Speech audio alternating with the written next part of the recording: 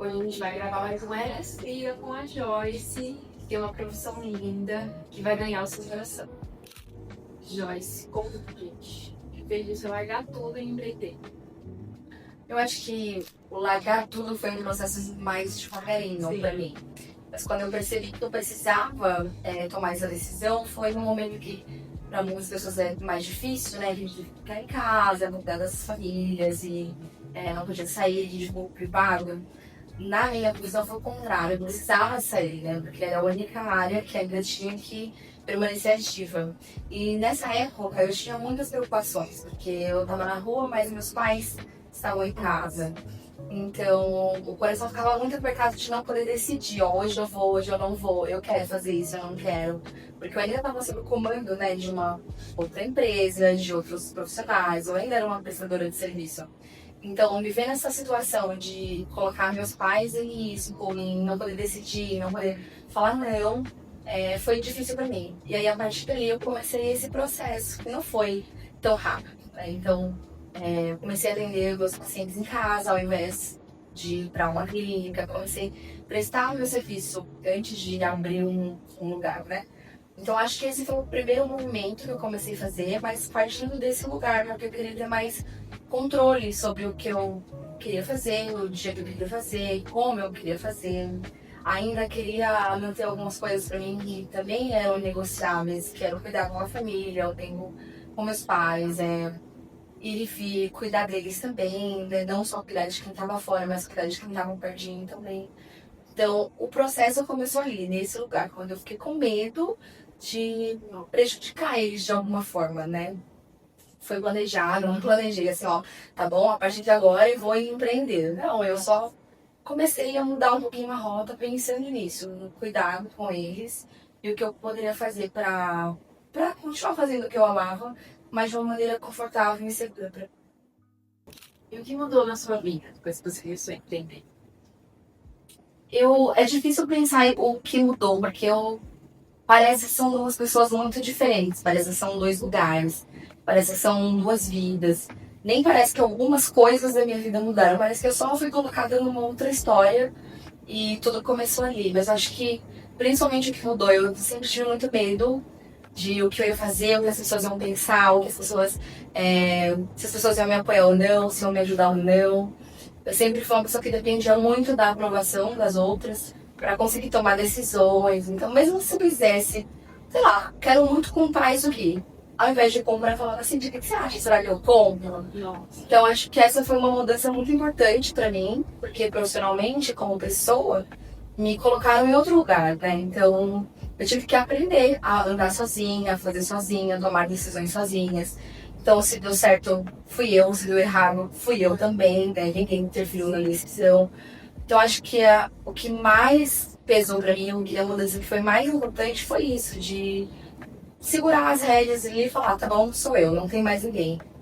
Se todo mundo acreditar, tudo bem. Se ninguém acreditar, tudo bem também. Vou fazer do mesmo jeito. E as coisas começaram a acontecer nesse lugar e é isso, né? Quando você entende que é só você que tem poder ali de decidir, de mudar, de fazer ou não, as coisas começam a ficar mais importantes para você. Você dedica mais tempo, mais coração, mais suor, né? Mais dedicação, e aí as coisas foram fluindo.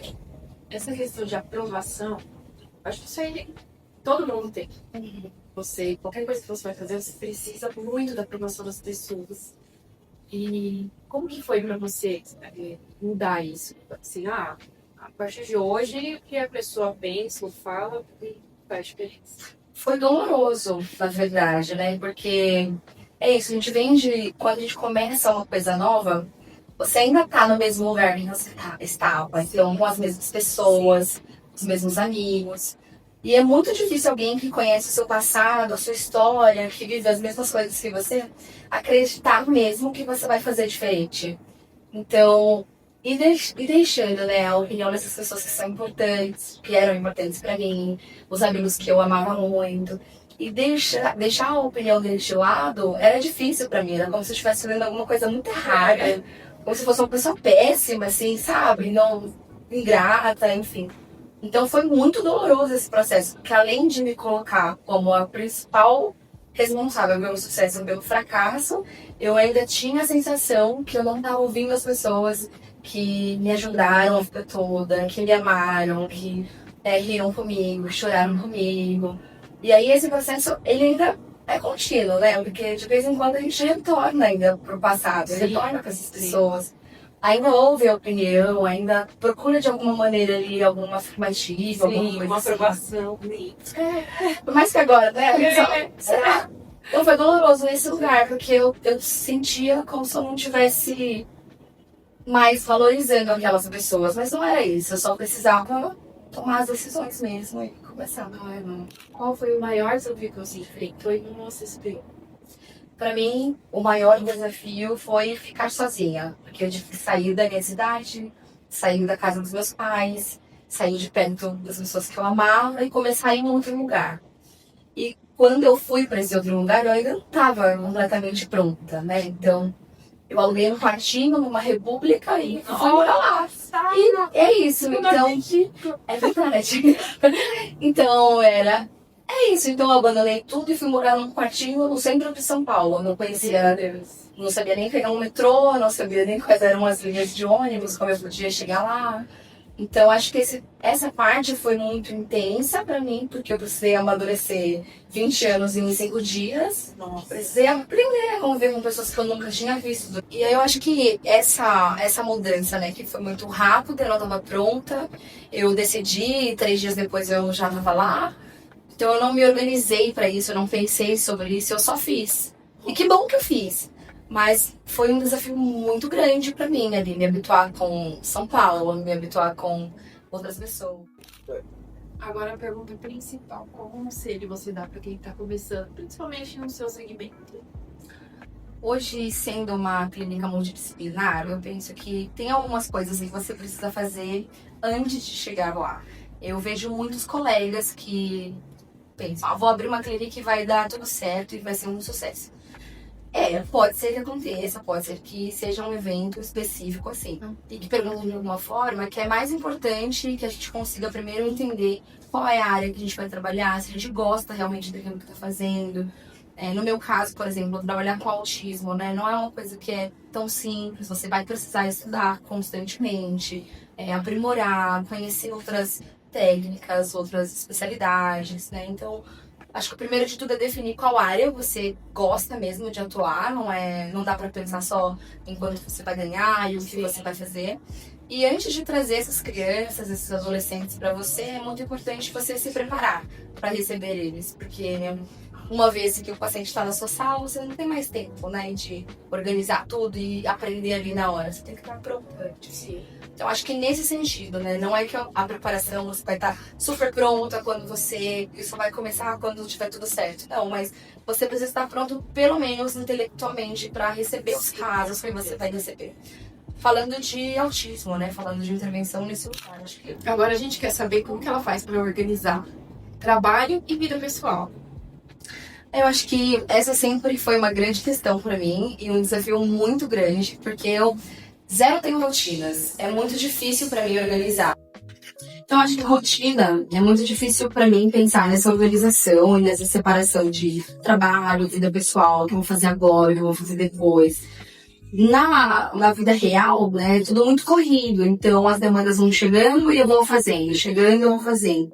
Tem algumas pessoas ali que me ajudam com o que é fixo, então os atendimentos, os pacientes, o que tem de reunião.